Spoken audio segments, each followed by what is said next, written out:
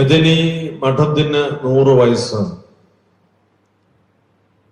പരിശുദ്ധ മാർപ്പാപ്പ തിരുമേനി ഉദ്ഘാടനം ചെയ്ത ശതാബ്ദി ആഘോഷങ്ങൾക്കാണ് ഇവിടെ സമാപനം കുറിക്കുക.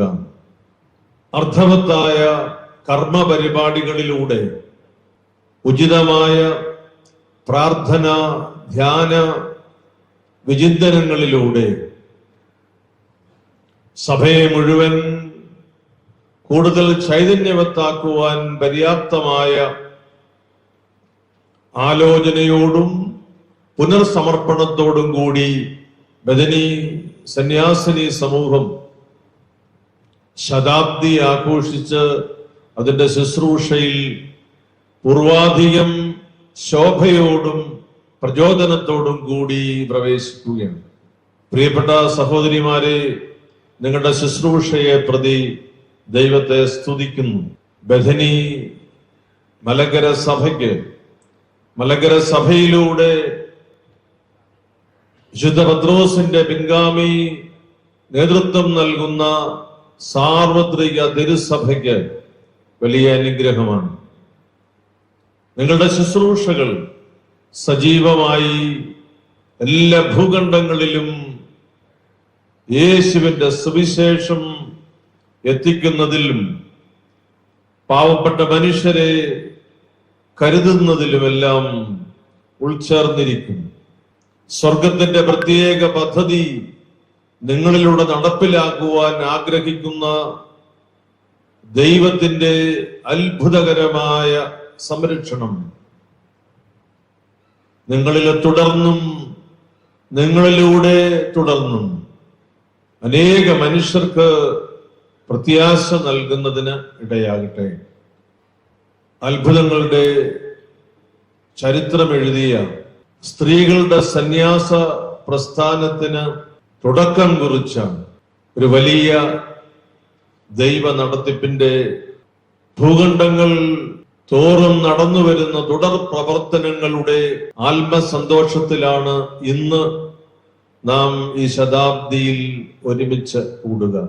ബഥനി നൽകുന്ന എല്ലാ സംരക്ഷണത്തിനും പ്രാർത്ഥനയുടെ പ്രോത്സാഹനത്തിന്റെ വിധേയത്വത്തോടെ കൂടെ നിന്ന് സന്യാസ ജീവിതത്തിന്റെ ഉള്ളർത്ഥം പകർന്നു തരുന്നതിന് മലങ്കര സഭയുടെ നന്ദിയും സ്നേഹവും ഞാൻ നിങ്ങളെ അറിയിക്കുന്നു.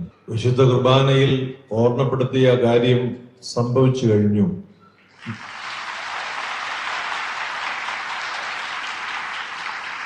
നമ്മുടെ 2 സിസ്റ്റേഴ്സിന് ജാമ്യം അനുവദിച്ചു.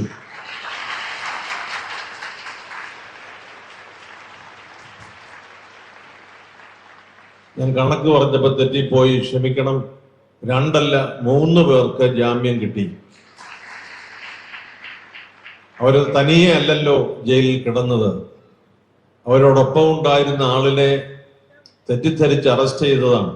നമ്മുടെ ഈ ശുശ്രൂഷയുടെ ഈ ആഘോഷത്തിന്റെ സമാപനത്തിൽ ഇതൊരു ആശ്വാസവാക്കാണ്. നമ്മൾ ആഗ്രഹിച്ചിരുന്ന ഒരു കാര്യം അത് കേൾക്കുന്നതിന് നമ്മുടെ ഈ കൂടിവരവിന്റെ വേദി തന്നെ നമുക്ക് ഒരു അനുഗ്രഹം നൽകി എന്നുള്ളത് നമ്മെ വ്യത്യസ്തരാക്കുകയാണ്.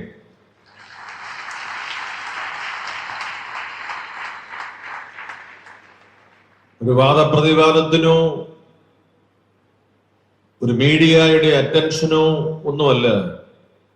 ജാമ്യം കിട്ടിയതിൽ സന്തോഷിക്കുന്നു. അകാരണമായി അവരുടെ മേൽ ആരോപിക്കപ്പെടുന്ന കുറ്റം കൂടി അതെഴുതി മാറ്റുന്നതിനുള്ള സംവിധാനം ഉണ്ടാകണം. കുറ്റാരോപിതർ എന്ന് പറയുന്നത് കുറ്റം ചെയ്തവർ എന്നല്ലല്ലോ. ആരോപിക്കപ്പെട്ടത് അസത്യമാണെന്ന് ബോധ്യപ്പെട്ടാൽ അത് തുറന്ന് പറയാനുള്ള ആർജവത്വം ഭരണാധികാരികൾ കാണിക്കണം. പരിശുദ്ധാത്മാവിനോട് പ്രാർത്ഥിക്കുന്നു. 2-3 കത്തുകൾ വന്നതിനെ കുറിച്ച് സൂചിപ്പിച്ചിരുന്നല്ലോ. ഒരു കത്തിൽ പ്രസക്തമായി ചോദിച്ച ചോദ്യം, നമ്മളോട് വെറുപ്പും ദേഷ്യവും ഉള്ള സ്ഥലത്ത് നമ്മൾ എന്തിനാണ് പോകുന്നത്? നമ്മളെ വിളിക്കുമ്പോ പോയാ മതി. നമ്മൾ അങ്ങോട്ട് കയറിപ്പോയി ഈ അറസ്റ്റും ഈ പരിഹാസവും ഏറ്റുവാങ്ങേണ്ട ആവശ്യമുണ്ടോ എന്നൊരു ചോദ്യം ചോദിക്കുകയുണ്ടായി. പെട്ടെന്ന് എന്റെ മനസ്സിൽ വന്നത്, വിളിച്ച് ആനയിച്ചുകൊണ്ട് പോകുവാൻ വിവാഹ സൽക്കാരത്തിനൊന്നും അല്ലല്ലോ. കർത്താവിന്റെ സുവിശേഷം പ്രസംഗിക്കാൻ അങ്ങനെ പ്രത്യേകം ഇൻവിറ്റേഷൻ കാർഡ് വരേണ്ടതൊന്നുമില്ല. You go and preach the gospel. പൗലോസ്ലീഹ കുറച്ചുകൂടി ആഴപ്പെട്ട ബോധ്യത്തിൽ നിന്നുകൊണ്ട് പറയും, സാഹചര്യം അനുകൂലമാണെങ്കിലും അല്ലെങ്കിലും ദൈവം സ്നേഹമാണെന്ന് പറയുക, അതല്ലേ സുവിശേഷം. ഒരാൾ തെറ്റിദ്ധരിച്ച് ഈയിടെ എന്റെ ഫോട്ടോ വെച്ച് എഴുതി, കർദിനാൾ ക്ലീമീസ് മതപരിവർത്തനം തുടരുമെന്ന് ആവർത്തിച്ച് പറഞ്ഞുവെന്ന് അദ്ദേഹം ബ്രാക്കറ്റിൽ ഇട്ടു, എവാഞ്ചലൈസേഷൻ എന്ന്. അത് മനസ്സിലാക്കാതെ എഴുതിയതല്ലെന്ന് ഞാൻ കരുതുന്നു. സുവിശേഷീകരണം എന്നത് ദൈവസ്നേഹത്തിന്റെ അധ്യായങ്ങളാണെന്ന് അറിയാവുന്നവർക്ക് അതിന്റെ ഉള്ളർത്ഥം പിടികിട്ടും. മതപരിവർത്തനം നടത്തി ഈ രാജ്യത്ത് ഏറ്റവും കൂടുതൽ യേശുക്രിസ്തുവിന്റെ സ്നേഹം നിർവഹിച്ച വ്യക്തിയാണോ മദർ തെരേസ? എന്നാൽ യേശുവിന്റെ സ്നേഹം ഈ രാജ്യത്തെ കോടാനുകോടി ജനങ്ങളോട് ഇതിനേക്കാൾ സൗമ്യമായും ആർദ്രമായും പങ്കുവച്ചിട്ടുള്ള ഒരു വിശുദ്ധ വേറെ ഏതാണ്? തെറ്റിദ്ധരിക്കപ്പെട്ടിരിക്കുന്ന ഭാഗങ്ങൾ പരിശുദ്ധാത്മ വെളിച്ചത്തിൽ അത് കൂടുതൽ നന്മയ്ക്കായി ക്രമീകരിക്കപ്പെടട്ടെ.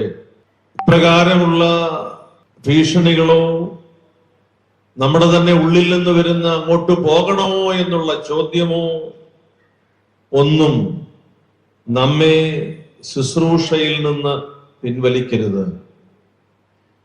നാം നമ്മുടെ ശുശ്രൂഷ തുടരണം.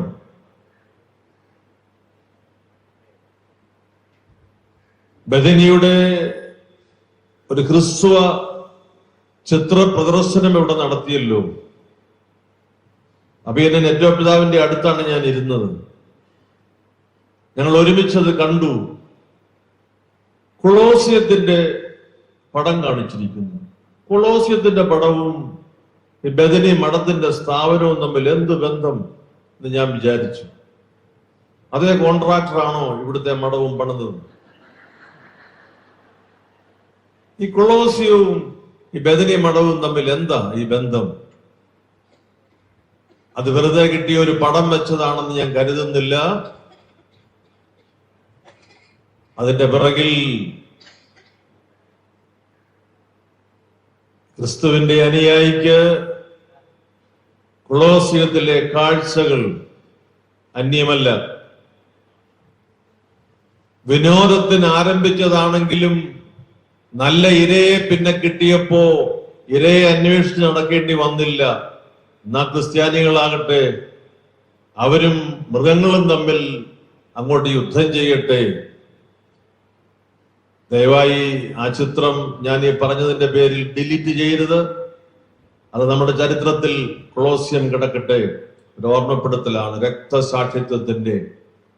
നമ്മുടെ ഈ അനുഗ്രഹീതമായ കൂടിവരവിൽ ദൈവം നമ്മെ ഓർമ്മപ്പെടുത്തുന്ന നമ്മുടെ സമർപ്പണത്തിന്റെ പുതിയ വേദികളും പാഠങ്ങളും നമ്മെ ശക്തമായി മുൻപോട്ട് നയിക്കുന്നതിന് പര്യാപ്തമാകട്ടെ. മിഷണറി ആവുക, രക്തസാക്ഷിയുടെ വേഷം അണിയുക, വേണ്ടി വന്നാൽ ദൈവസ്നേഹത്തെ പ്രതി എല്ലാം ഉപേക്ഷിച്ചവർക്ക് ജീവൻ വെടിയുന്നതിനും മടിയില്ല എന്ന് ലോകത്തോട് സാക്ഷ്യപ്പെടുത്തുക. നമ്മുടെ ജീവിതത്തിന്റെ വലിയ ബലം പരിശുദ്ധാത്മാവ് നൽകട്ടെ. ബഥനിയുടെ ശതാബ്ദി സമാപന വേളയിൽ ആശ്വാസത്തിന്റെ ഒരു വാക്ക് കേട്ട് നാം സംതൃപ്തിയോടെ ഈ വേദി വിട്ട് പോകും. നമ്മുടെ സിസ്റ്റേഴ്സിന് ജാമ്യം കിട്ടി എന്നുള്ളത്. പക്ഷേ ഒരു പുതിയ ഘട്ടം ആരംഭിക്കുകയാണ്. നാം മറക്കരുത്, വേദനകളുടെയും ത്യാഗത്തിന്റെയും പീഡനത്തിന്റെയും ഒറ്റപ്പെടലിന്റെയും സമ്മർദ്ദങ്ങളുടെയും ഭയപ്പെടുത്തി നമ്മെ കീഴ്പ്പെടുത്താമെന്ന് വിചാരിക്കുന്നതിന്റെയും പുതിയൊരു ഘട്ടം ആരംഭിക്കുന്നു എന്നത് ഓർമ്മപ്പെടുത്തി നമ്മുടെ ഈ 100 വർഷം പൂർത്തിയാക്കി കഴിയുമ്പോ 101-ാം വർഷത്തിലേക്ക് നാം ഈ ബോധ്യത്തോടെ മുൻപോട്ട് നീങ്ങുന്നു. പക്ഷേ വിളിച്ചവൻ പറയുന്നു, ഞാൻ നിങ്ങളെ അനാഥരായി വിടുകയില്ല.